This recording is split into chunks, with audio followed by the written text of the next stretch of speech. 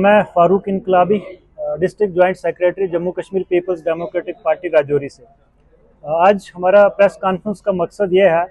कि जिस तरीके से महराज मलिक साहब को गैर कानूनी तरीके से पीएसए के तहत बुक किया गया है,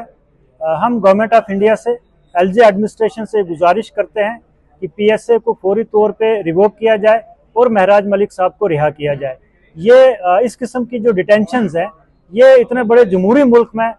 मैं समझता हूँ कि जमहूरियत पे एक बदनुमा दाग है और इस किस्म की डिटेंशन जो है वो पॉलिटिकल वॉइसेस को दबाने के लिए इस्तेमाल की जाती हैं। और दूसरी जो डिमांड है मेरी गवर्नमेंट ऑफ इंडिया से कि जम्मू कश्मीर इस मुल्क का हिस्सा है और 1,40,00,000 से ज्यादा की आबादी जम्मू कश्मीर में है और इतना बड़ा जमहूरी मुल्क हमारा है। अगर हम यहाँ पे अपनी आवाज नहीं उठा सकते तो फिर हम अपनी आवाज कहाँ पे उठाएंगे? और हमारी आवाज को दबाने के लिए ऐसे कवानीन का इस्तेमाल एज अ टूल कुछ पॉलिटिकल पार्टीज, कुछ हुकूमतें करती हैं, ऐसा नहीं होना चाहिए। लिहाजा मेरी गुजारिश है गवर्नमेंट ऑफ इंडिया से, होम मिनिस्टर साहब से, कि ऐसे काले कवानीन को जम्मू कश्मीर से फौरी तौर पे रिपील कर देना चाहिए, खत्म कर देना चाहिए। ऐसे कवानीन एक जमहूरी मुल्क में, इतनी बड़ी रियासत में लोगों की आवाज को दबाने के लिए इस्तेमाल नहीं किए जा सकते हैं और नहीं होने चाहिए। यही आज हमारा मकसद था कि आज एक तो महराज मलिक साहब की बात हो, उनकी रिहाई का मुतालबा हम करते हैं,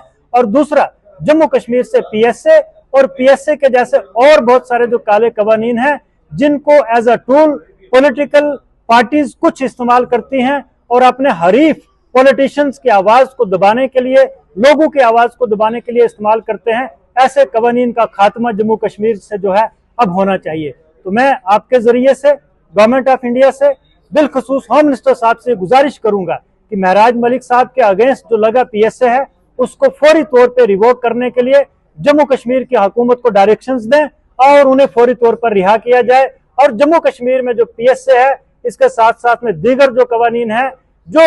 एज अ टूल इस्तेमाल होते हैं पॉलिटिकल वॉइसेस के अगेंस्ट, उनको फौरी तौर पे रिपील जो है वो कर देना। मैं ये कहना चाहूंगा कि पब्लिक सेफ्टी एक्ट जो है ये आज पॉलिटिकल सप्रेशन एक्ट बन चुका है। ये